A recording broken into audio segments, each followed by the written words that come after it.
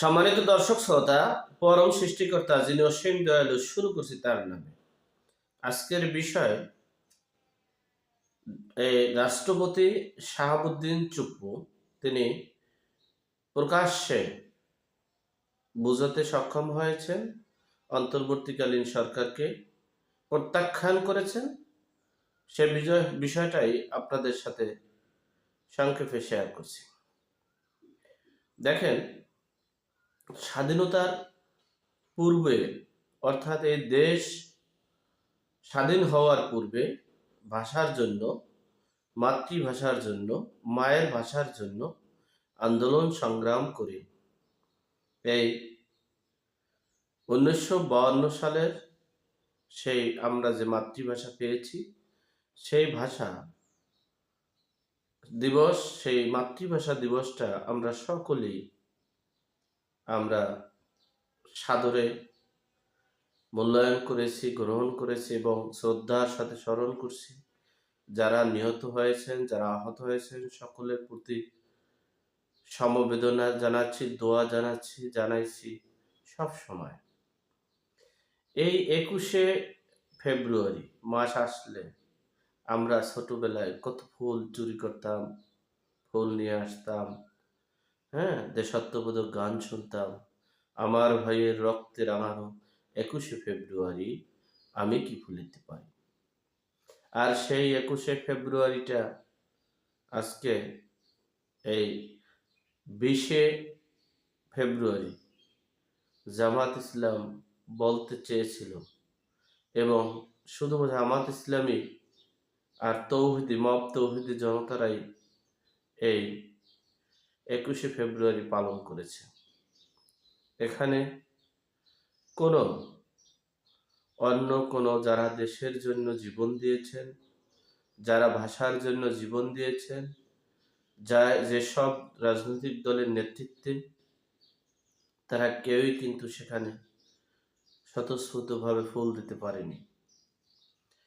আপনারা দেখেছেন এই 21শে ফেব্রুয়ারির মধ্যরাতে সেই মব তৌহিদি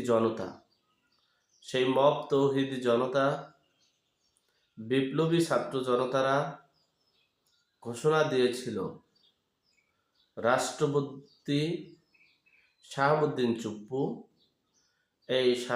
চুপ্পু রাষ্ট্রপতি যাতে গভীর রাতে অর্থাৎ রাত্র 12টা বাজে যাতে এখানে পা না দিতে পারে সেই হুঁশিয়ারি দিয়েছেন, এবং বিভিন্ন আক্রমণাত্মক কথা বলেছেন। সেখানে এই রাষ্ট্রপতি সকলকে বলেছেন, আমি এই ভাষা আন্দোলনের সৈনিক, আমি 1971 সালের মহান মুক্তিযুদ্ধে অংশগ্রহণ করেছি, এই দেশ স্বাধীন করেছি, আমি এই দেশের এই ভাষার আন্দোলনকারী যারা শহীদ হয়েছেন তাদের আমি শ্রদ্ধা জ্ঞাপন করতে পারবো না। এই দেশে কে শ্রদ্ধা জ্ঞাপন করবে, কে ফুল দেবে, আমি সেটা জানতে চাই এবং দেখতে চাই।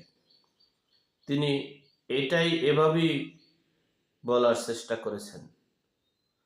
আপনারা সকলেই জানেন, রাষ্ট্রপতি এবং প্রধানমন্ত্রী অর্থাৎ প্রধানমন্ত্রীর দায়িত্বে যিনি থাকেন, সবসময় দুইজন একত্রেই ফুল দেয়, শ্রদ্ধা জানায়।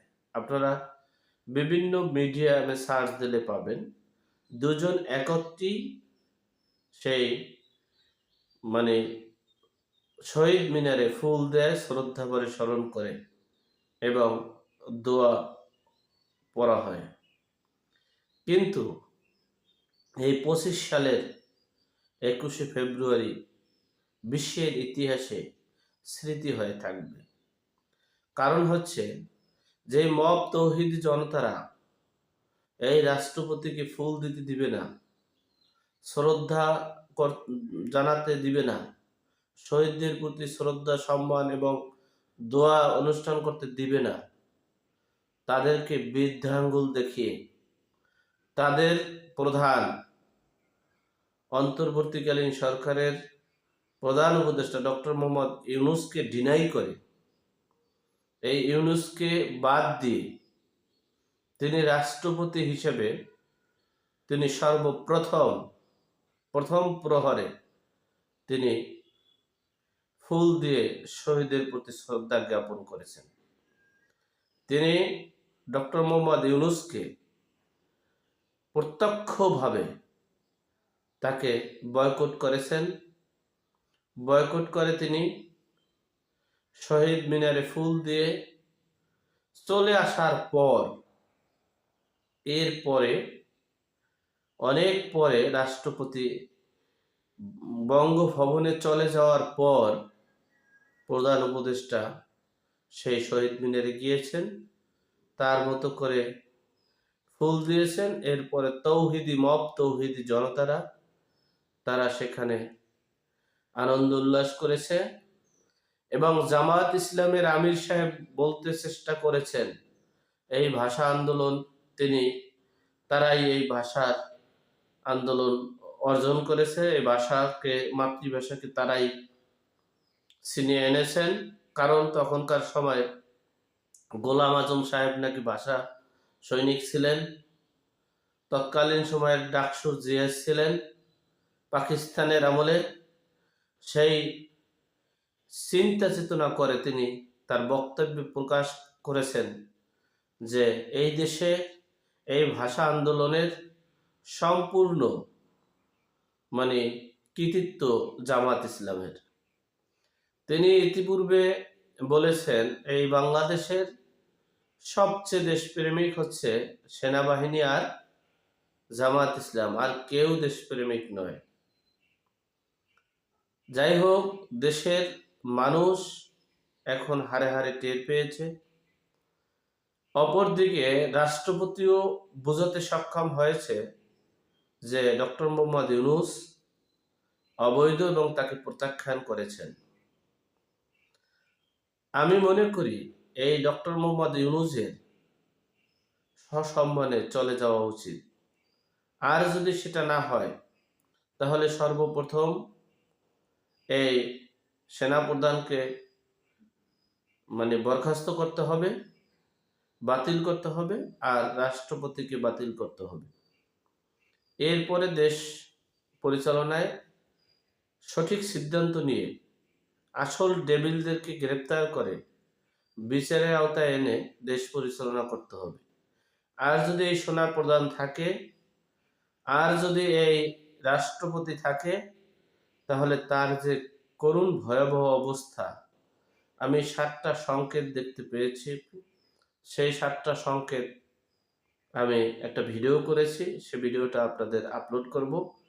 যে ডক্টর মোহাম্মদ ইউনূসের পতনের যে 7টা সংকেত, প্রতিটা রাজপ্রাসাদের অর্থাৎ প্রধানমন্ত্রী বা রাষ্ট্রপতির পদত্যাগের বা পালিয়ে যাওয়ার বা পতনের 7টা আলামত দেখা যায়। সেই 7টা আলামত আমার কাছে আমি ইতিপূর্বেই লক্ষ্য করেছি। যাই হোক, সে বিষয়ে আপনারা জেনে নেবেন। সর্বোপরি কথা হচ্ছে এই বাংলাদেশের শান্তি শৃঙ্খলা রক্ষাকারী বাহিনীদেরকে বলবো প্রকৃত ডেভিলদেরকে গ্রেপ্তার করে তাদেরকে বিচারের আওতায় এনে দেশের জনগণের কল্যাণে এগিয়ে আসার আহ্বান জানিয়ে আজকের মতো এখানেই শেষ করলাম। ভালো থাকবেন, সুস্থ থাকবেন। আসসালামু আলাইকুম।